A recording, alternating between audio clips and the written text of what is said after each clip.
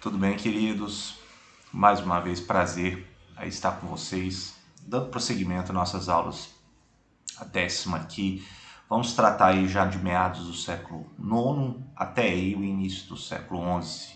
Estamos aí basicamente 150, quase 150 anos de história iraniana profundamente fragmentada, né? Muitas lealdades, regentes disputando entre si, o que veio depois de um certo recuo dos domínios abássidas e aliados na região iraniana, e também, vejam vocês, muitas das regiões ao redor do Irã, né? Na verdade, quando estamos falando da história iraniana, estamos falando de uma região, de uma história, uma cultura que vai muito além das atuais fronteiras. E eu trouxe um retrato magnífico, no caso é um dos líderes dos Safáridas, que é o que a gente vai tratar hoje, sobre o domínio dos Safáridas, também sobre os Samânidas, em parte, e os Taíridas, que é o Amir Lais, né, junto com a sua esposa, retratado. Eu gostaria primeiro, dando aí as boas-vindas, eu primeiro gostaria de enfatizar que esse aqui é um curso de história iraniana. Eu pego muitas das fontes, eu recebo muitas mensagens de fonte, de onde que eu tiro essas fontes. Muito disso eu pego de fontes de línguas estrangeiras, mas também do meu livro A Tinta e o Turbante, História do Irã, né? Eu também queria agradecer, participei recentemente de uma palestra com o pessoal do Arresala, que é da comunidade de iranianos aqui no Brasil, e tem belíssimas coisas, me deram uma publicação sobre o vídeo sobre o patrimônio do Irã, que é tombado pela Unesco, inclusive tem aqui, muito gentil, eles me deram um diploma, né, certifica. Eu também agradeço em parte, também estou aqui retribuindo, porque estou aqui tentando, junto com vocês, a tentar esclarecer um pouco mais da história iraniana, né, que faz parte da história asiática, que é a minha parte de temas de pesquisa, de divulgação, e o Irã certamente é um epicentro a respeito de todas as mudanças históricas e culturais. A cultura iraniana, a cultura persa, ela perfaz toda a região da Ásia Central, atingindo o Afeganistão, regiões do Paquistão, as terras iranianas em si, até o sul do Iraque, também com os curdos e por assim vai. Então é crucial acompanharmos essas aulas para refletirmos e termos um conhecimento um pouco mais aprofundado sobre a história iraniana. Né? Então a gente está aqui caminhando juntos, isso aqui é minha 10ª aula, espero que vocês estejam gostando. Se gostarem, por favor, compartilhem isso, né? Deixe essa mensagem chegar para os outros que precisam disso. Isso aqui é completamente gratuito e vocês estão me ajudando a continuar adiante. Então eu vou voltar aqui.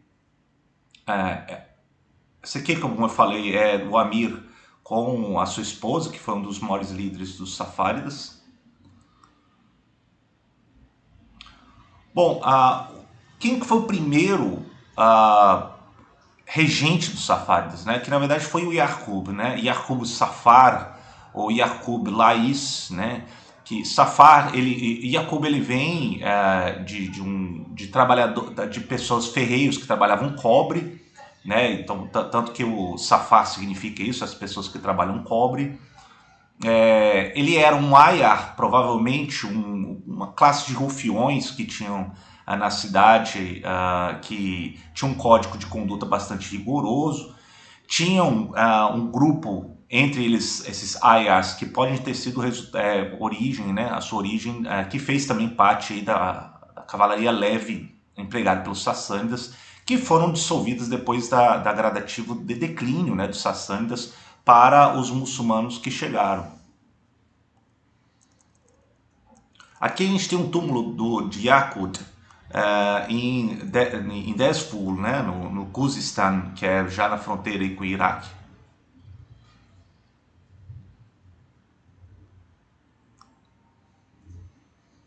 Yaqub, ele ascende, né, ao poder, provavelmente já se tem notícia em 850, ele vai disputar o poder pela região oriental iraniana, a região de Sistan, que a gente fala, e na época era dominado pelos Taíridas, que eram aliados ainda dos Abássidas, né? Então haverá uma disputa grande entre Yaqub tentando dominar a região de Sistan muito próspera, em detrimento aí dos taíridas.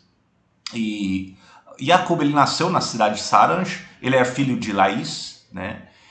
Saranj ele vai se tornar a capital da região de Sistan. Ele lutou até ascender a sua posição com outro Ayar, né? Que era chamado Saleh. E na época o Sistão era dominado por um sectarismo violento, né? Muitos entre os ortodoxos sunitas, partidários do califado abássida de Bagdá, e algumas forças carigitas, né? Que eram muito rebeldes. Inclusive os carigitas depois, por eles terem discordado em termos de doutrina de Ali, né? Eles mesmo vão entrar em conflito com quase que várias outras ramos do Islã, né? Hoje os carigitas são completamente diferentes. Os ibaditas que predominam ali na região de Oman, entre outros, já são um ramo completamente diferente dos carigitas. Mas esses carigitas rebeldes, eles eram muito atuantes, né? E, enfim, não vou entrar em questões doutrinárias, mas o Sistan se torna um palco de batalha, né? Yaqub, ele começa a ascender, estabelecendo em alguns governos, um dos principais governos na cidade de Bost, né? E ganha grande popularidade, Yaqub. Isso faz com que o califado abássida em Bagdá mobilizasse muitas suas forças e aliados para expulsar tanto os carigitas como também Yaqub, né? E principalmente isso é feito por meio dos aliados principais dos abássidas na região, que é os tairitas, a dinastia dos tairitas, né? E o comandante tairita da época, chamado Saleh, pareceu ser o principal obstáculo para tanto para conter os carigitas, como também Yaqub para combater contra o Saleh.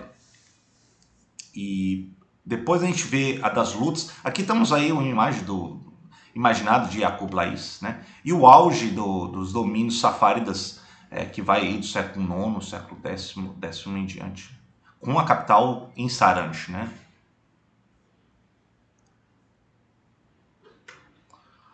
Bom, as lutas de Yaqub vão depois se concentrar contra os samânidas, mais ao norte, né, que a gente chama na região da Transoxiana, né?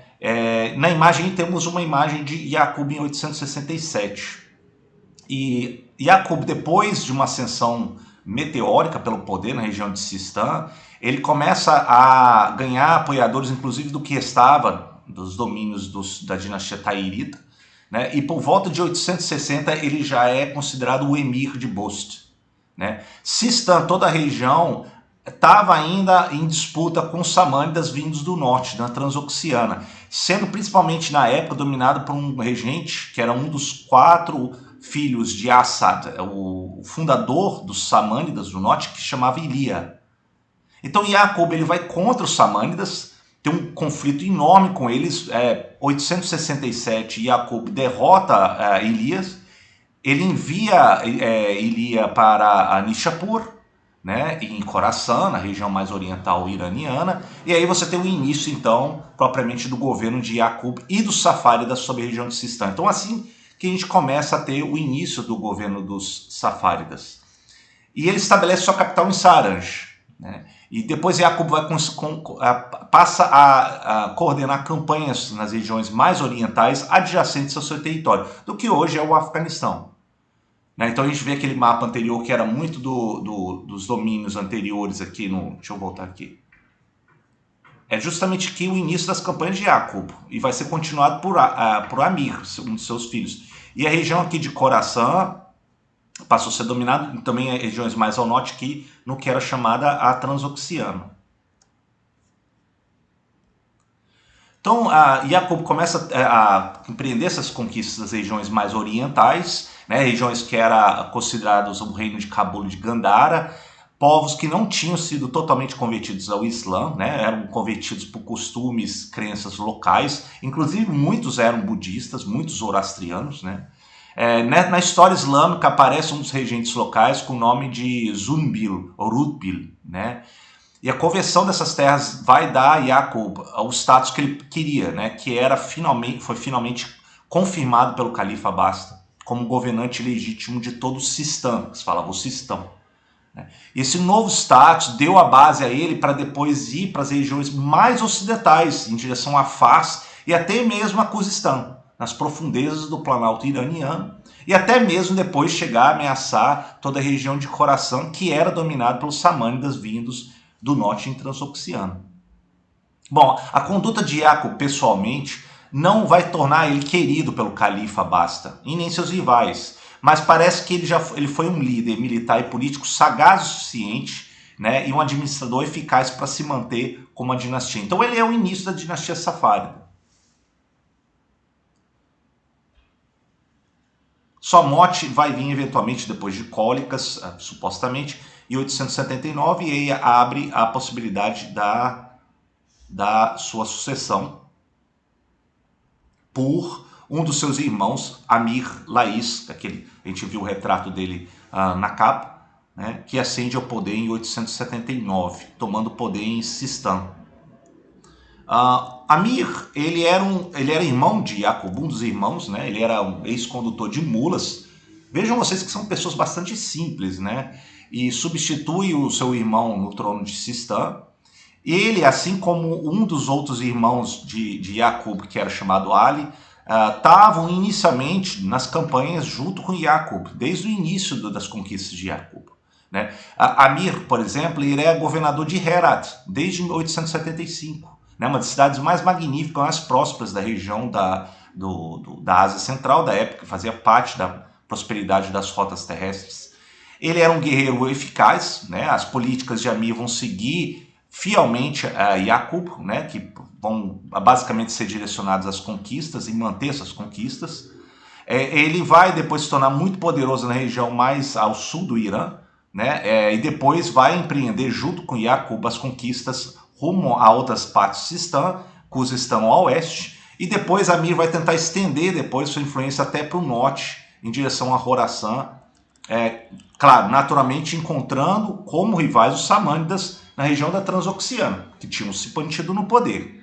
Né? Em Khorasan, Amir vai se defrontar com um dos seus maiores rivais, que vai ser o Rafi Hartama, que era um ex-comandante taírita, que depois vai reivindicar toda a região de Khorasan para ele mesmo. Então Amir, pretendendo representar os abastas, ele vai lutar contra Rafi por alguns anos e finalmente derrota ele em 889, e aí passa a dominar efetivamente toda a região de Khorasan. Né? Khorasan é uma região enorme ali da região oriental iraniana, que é muito próspera. Né? Isso de fato vai colocar ele em contato com vários outros regentes que estão adjacentes aí de Khorasan, como por exemplo a região de Tabaristã, né, ali já próximos ali do Mar Cáspio, hoje é Mazandaran, né, parte do Irã, e ele chegando nessas regiões, ele vai tentando conquistar cada vez mais consolidar sua posição como emir safárida definitivo. Amir, inclusive, faz também posições políticas, né, jogadas políticas. Ele oferece, por exemplo, apoio a alguns alavidas na região, né, alguns eram, inclusive, descendentes de sassânidas e outros aventureiros locais. Amir também passa a tentar ganhar proeminência e dando apoio a alguns senhores de guerra que eram chamados deilamitas, os mais famosos deles, como Makan, Asfar, Mardavish, né, conseguem ganhar grande influência local, né, inclusive depois vão ter até dinastias duradouras posteriormente, além da história da dinastia safárida. Agora, sobre os samânidas, eles eventualmente chegam a ter conflitos com Amir, e Amir ele em Balkh, devido assim, à sua expansão em outros flancos, né, mais ao norte, depois de ter dominado as regiões ocidentais, Amir ele começa a ter várias batalhas contra os samânidas, na região mais na Transoxiana, e ele é derrotado definitivamente em Balkh. Né? Ele subestima o poder crescente dos samânidas, que tinha sido inaugurado essa dinastia sob Ismael I.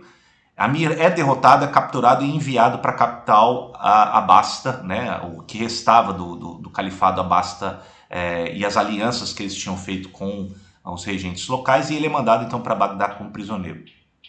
E aí, eventualmente, o califa Abasta em Bagdá, o Al-Mu'tadid, ele condena ele à morte, né? Então ele morre em 902 depois de Cristo numa prisão em Bagdá.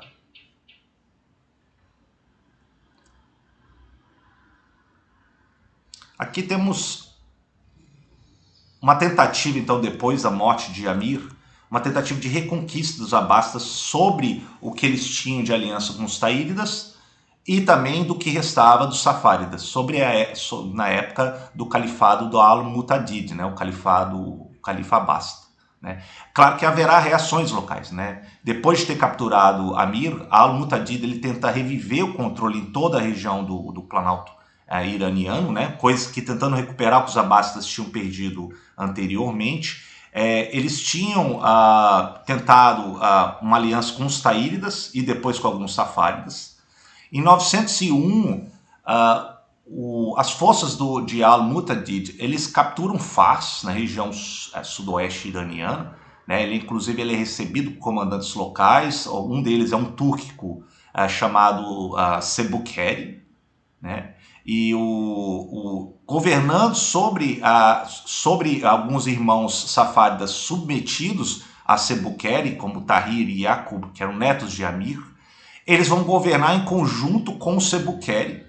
E depois Sebukeri, um túrquico, ele se desentende com o califa Abasta e tenta então forçar aí a tomar o cargo de governante de Fars.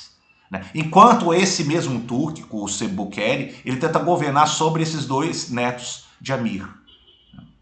Bom, em 908, depois de uma rebelião de um dos primos do Yaqub e Tahir, esses dois fogem com o Sebukeri e depois vêm lutar para tentar recuperar os seus domínios perdidos. Então é uma grande fragmentação, gente. E eles vão ser capturados depois e vão ser enviados para exílio em Bagdá. Deixa eu voltar aqui rapidinho. Vejam vocês, é uma fragmentação notória. Né? O dinamismo político-militar é notório. Né? Você tem aí primeiro um cenário de colapso da autoridade efetiva dos abastas. Você tem a ascensão de, primeiro, dinastias que ora eram aliados, ora não eram aliados aos abastas, como os taíridas. Você tem a região mais ao norte dominado pelos samânidas. Esse sim foi uma dinastia muito duradoura, uma região muito rica, que é a região ali mais ao norte. E você tem regiões mais ali do Sistã, região mais ali no Afeganistão, que acende os safáridas, que é o foco da nossa análise hoje. Essas três dinastias vão jogar entre si, ora em rivalidades, ora com alianças locais. E vem uma outra vez, vem líderes militares, mais ainda das regiões da Ásia Central, como os túrquicos, que vêm e buscam uma proeminência política militar.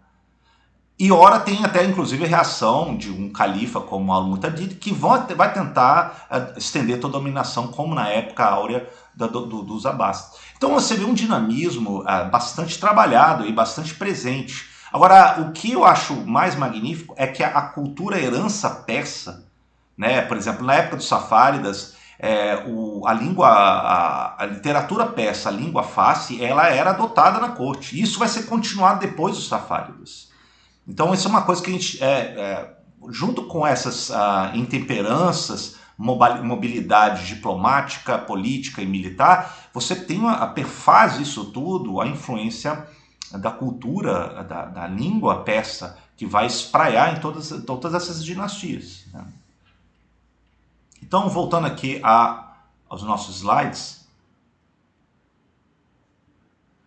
você tem então, depois... Só um momentinho. Depois da ascensão dos samânidas, você tem a consequente fragmentação dos safáridas. Isso vai se dar principalmente aí no final do século IX em diante, na época da ascensão de Ismael I e do seu sucessor, um dos seus sucessores, Nasri II, que vão dominar as regiões da Transoxiana e as regiões orientais, que antes eram dominadas pelos safáridas. Você tem aí na foto um dos mais magníficos mausoléus, chamado Mausoléu Samânida, nas proximidades de Bukhara, né? Provavelmente erguido à época de Nasr II. Então era na época dos Samânidas né, na região aí da Transoxiana que foi erguido isso. Percebam vocês que a base desse mausoléu ela é bastante quadrada, o que pode denotar uma influência anterior de uma arquitetura que remete a templos budistas, que depois foi adaptado para seu mausoléu de cunho islâmico. Bom, mais a oeste temos a hegemonia sobre uma outra dinastia que vai ser muito ligada aos abássidas. Depois vai praticamente tomar a dominação dos abássidas nas regiões mais ocidentais, que vão ser os búidas. Então guardem esses nomes búidas, que vai ser importantíssimo depois para compreendermos a história iraniana no final do século X e século XI. Bom, voltando aos safáridas, então depois desse ponto você tem uma fragmentação grande sobre os membros da família em grandes cidades, né, dessa família de Lais. Então Bost, Saranj, Al-Hukash, Farah vão ter uma grande autonomia. Você tem a ascensão dos Samânidas, que vai provocar essa fragmentação safárida, né, com Ismail I e Nasr II, dominando o leste do Irã e da Transoxiana. A política no centro e oeste do Irã vai ser muito em cima da força militar dos Deilamitas, que vão ter um comando sobre os Iaritas, depois com o comando dos Búidas, conquistando grande parte do planalto iraniano, que inclusive chegam a expulsar os Samânidas da região de Khorasan, da região oriental iraniana. Então, depois de ser pressionado pelos Búidas vindos do oeste, ascende um líder chamado Ahmad Buyeh, né, que é parte dos Búidas, que conquista Kerman, estabelece seu reinado ali e depois vai ameaçando sempre a dinastia Samânida em diante. Deixa eu só pausar aqui, só um momento.